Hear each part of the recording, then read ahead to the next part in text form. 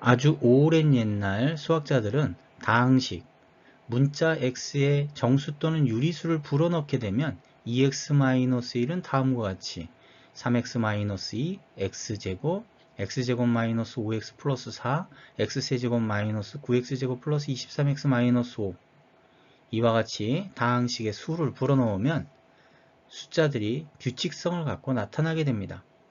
결국 숫자들 속에 나타난 그 규칙성이라고 하는 것은 다항식이 갖는 고유한 성질이 되는 것입니다. 다항식이 주인공이죠. 그리고 그 다항식에는 변수 x가 있습니다.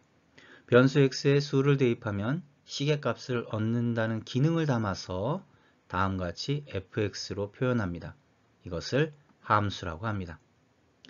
변수 x는 특정한 수, 특정한 상수를 대입해서 시계값을 얻을 수 있지만 수의 범위로 자연수, 정수, 유리수, 실수의 범위로 통합적으로 나타낼 수 있고요. 아무런 표현이 없을 때는 일반적으로 실수의 범위로 정의가 됩니다.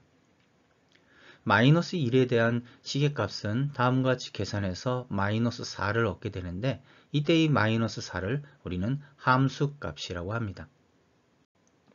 그렇다면 0에 대한 함수값은 마이너스 6이 되고요. 3에 대한 함수값은 0이 됩니다.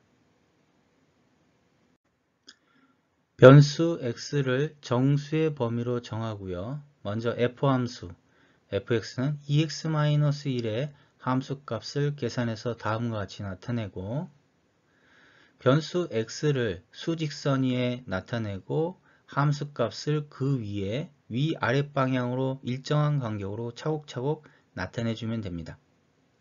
먼저 마이너스 1에 대한 함수값이 마이너스 3이었기 때문에 마이너스 1 위치에서 아래로 3칸을 내려가서 마이너스 1에 대한 함수값 마이너스 3을 나타냅니다. 0에 대한 함수값은 마이너스 1이고요. 1에 대한 함수값은 1이니까 위로 한 칸 올라가야 되겠죠.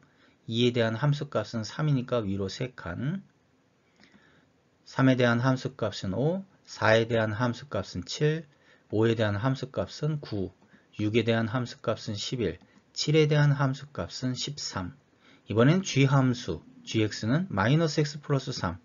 이때 함수값을 계산해서 다음과 같이 나타나고 마이너스 1에 대한 함수값이 4기 때문에 위로 4칸 위치에 나타내 주고요.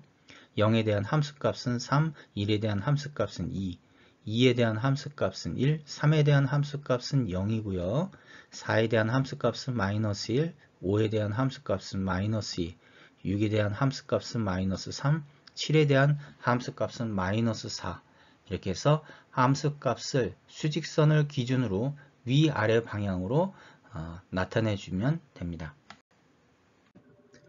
16세기에 태어난 수학자이며 철학자인 데카르트는 이와 같이 함수값을 수직선, 이때 이 수직선을 x축으로 놓고 그 x축의 수직 방향으로 y축으로 나타내고요. 그리고 그 y축 방향으로 함수값을 나타내서 바로 좌표 평면 위에 이 점들을 표현하기 시작하게 됩니다.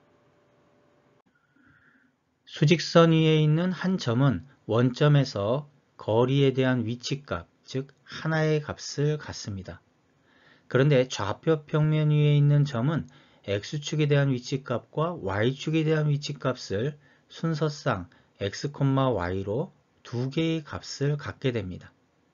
이는 좌표 평면 위에 있는 한 점의 의미라고 하는 것, 그 한 점에 두 개의 의미를 담는다 라는 뜻이 되고 이것을 2차원적 개념이라고 합니다. 여기서 이제 x의 범위를 좀 더 확장해서 유리수 범위까지 확장하게 되면 f함수와 g함수에서 나타나는 점들은 점선으로 나타납니다. 왜냐하면 사이사이에 무리수가 존재하기 때문에 그렇죠. 그런데 실수의 범위로 확장하게 되면 모든 점들이 일렬로 붙기 때문에 하나의 선으로 나타나게 됩니다. 즉 실선, 직선이 되는 것이죠. 다음 함수를 평면 좌표에 나타내게 되면 각 함수가 갖는 고유한 성격이 그대로 드러납니다. 그리고 그 성격은 그 모양으로 나타나게 되겠죠.